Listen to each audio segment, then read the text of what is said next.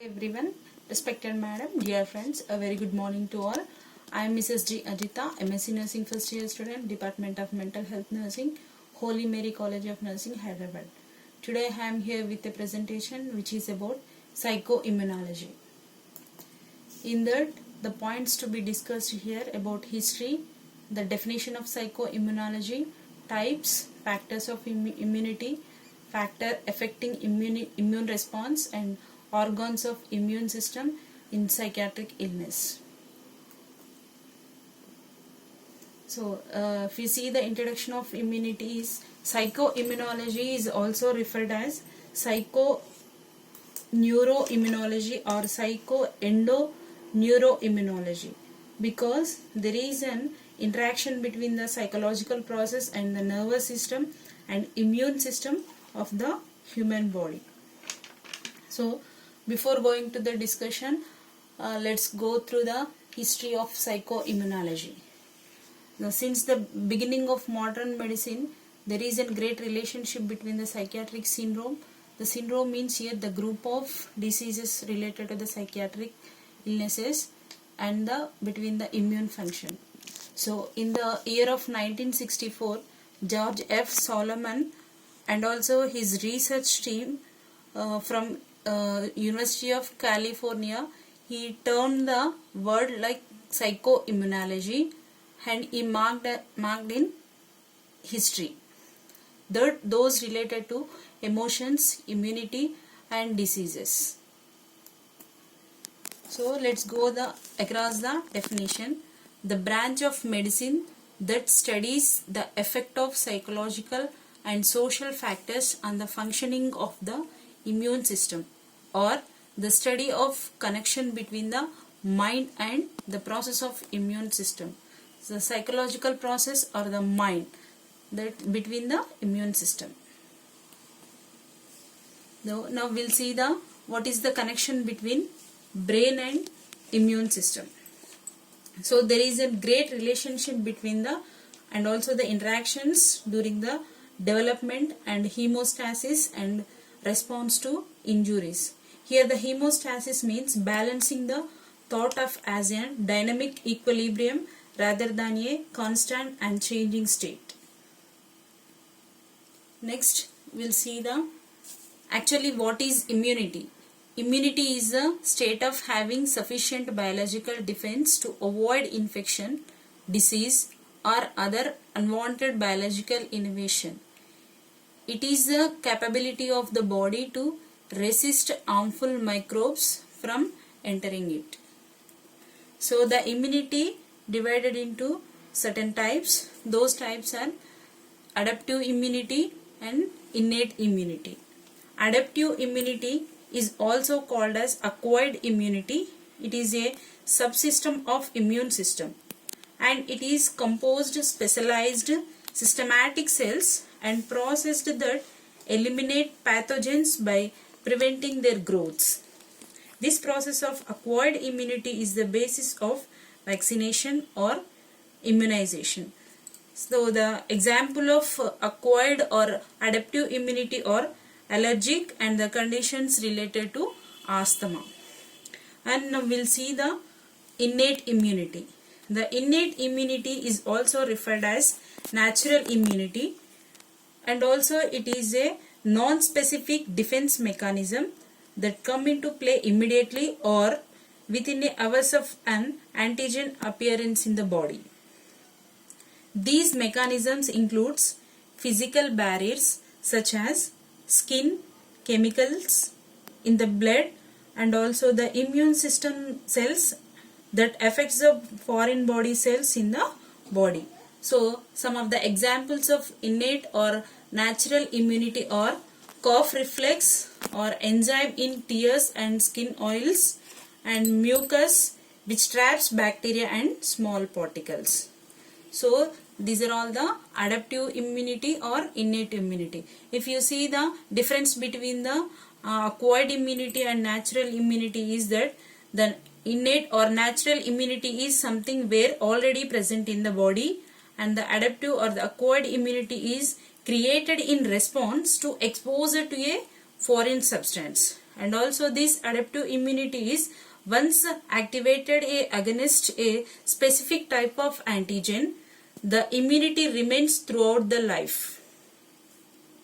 Next, throughout the life, and this adaptive immunity or the acquired immunity, again it divided into natural immunity and artificial immunity. So now we'll see the natural immunity. In that natural immunity, again it's divided into passive immunity and active immunity. So we'll see the passive immunity. So natural passive immunity, naturally acquired passive immunity occurs during pregnancy, in which certain antibodies are passed from the maternal breast to the fetal bed through the bloodstream into the form of a immunoglobulins, that is IgG, and also these antibodies are transformed from one person to another through a natural means such as prenatal and postnatal relationship between the mother and childhood. So the prenatal is nothing but during the period of pregnancy,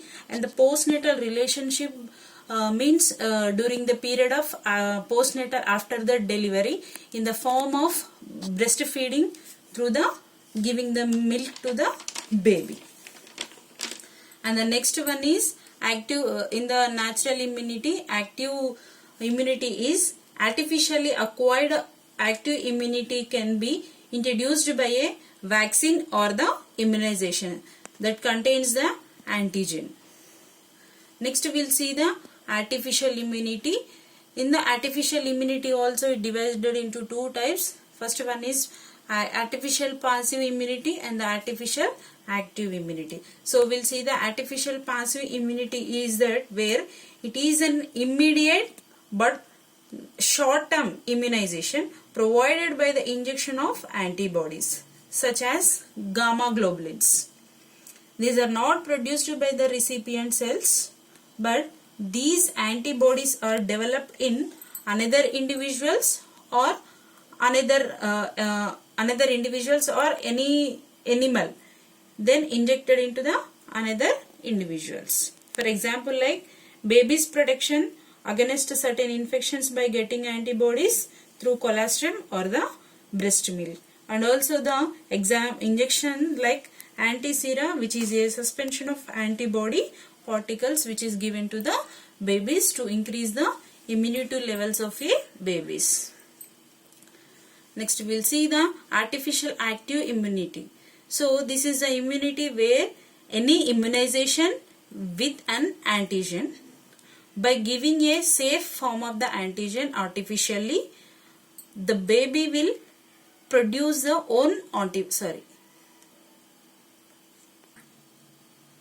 by giving a safe form of the antigen artificially, the body will produce its own antibodies like immunization. Example like immunization. So these are the immune cells. The immune cells consist of a stem cells, is also called as stem cells. Stem cells provide new cells for the body as it grows and replace specialized cells that are damaged or lost. And also these stem cells have two unique properties that enable them to do this. And also these stem cells can divide over and over again to produce new cells. Next we will see the factors affecting the immune response. So the effect of, first we will see the tobacco effect on immune response. The effects of tobacco smoke on the immune system includes greater susceptibility in infections such as pneumonia and influenza. The next one is alcohol. The alcohol consumption is associated with a range of communicable and non-communicable diseases and mental health disorders also. The alcohol can make a person more vulnerable to body's immune system and increases the risk of adverse health outcomes. This is according to WHO. And also apart from this, stress like busy schedules. So nowadays because of busy schedules, Hectic work schedules and abundant daily responsibilities can leave us with a lot of stress. These stress levels of the stress hormone cortisol makes it difficult for the immune system to function properly by lowers the number of lymphocytes. And also the one research showed that the American Psychological Association reports that 75% of the Americans experience moderate to high levels of stress.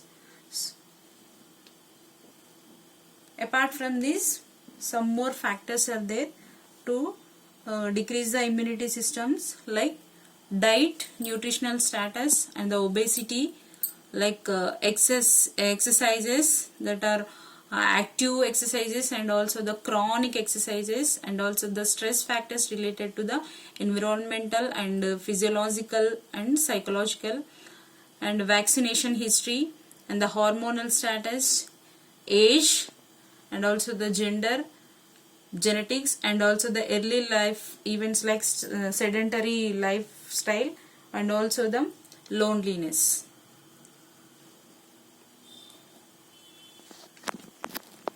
So some of the organs which resides the immunity system in the body likely to be tonsils and adenoids, lymph nodes, lymphatic vessels, thymus, lymph nodes, spleen, Pierce's patches, lymph nodes, appendix, bone marrow, and lymphatic vessels. If you see the normal immune responses, when the pathogens like whether it may be viruses, bacteria, or any cancer cells, those enters into the body, immediately the innate immune cells recognize certain molecules found on many pathogens. So these cells also react to signalizing molecules released by the body in response to infection. So automatically through these actions, innate immunity cells quickly begin fighting on infection. So this response to results in inflammation. So when the recruitment of inflammatory cells such as neutrophils can brings the to eliminate the pathogens.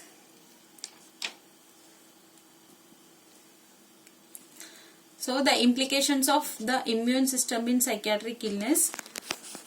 Many of the individuals become more susceptible to physical illness when exposed to a stressful stimulus or the life events. So these life events or the stressful events response is thought to be due to the effect of increased glucocorticoids releases from the adrenal cortex. These adrenal cortex stimulated by the hypothalamic pituitary adrenal axis during the stressful events.